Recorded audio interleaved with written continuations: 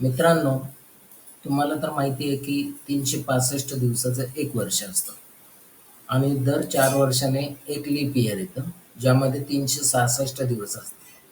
पण असं का? तर सूर्याला प्रदक्षिणा पृथ्वी मारत असते, त्याला 365 दिवस, 5 तास 48 मिनिटं आणि नियर अबाउट 50 सेकंद लागत असतात. म्हणजेच जवळपास 6 तास एक्स्ट्रा लागतात.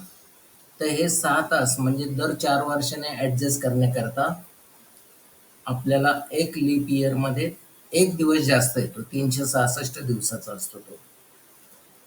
पण 1550 मध्ये त्यांनी हिशोब केला, त्यावेळी असं लक्षात आलं की 10 ते 12 दिवसाचा सूर्याची प्रदक्षिणा आणि प्रत्यक्ष दिवस यामध्ये फरक आहे.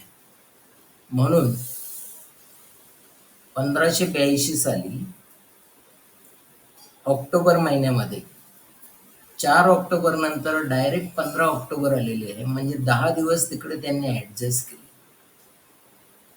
आणि त्याच वेळी त्यांनी असं ठरवलं की दर शतकाच्या शेवटी एक दिवस आपण ॲडजस्ट करत जायचा.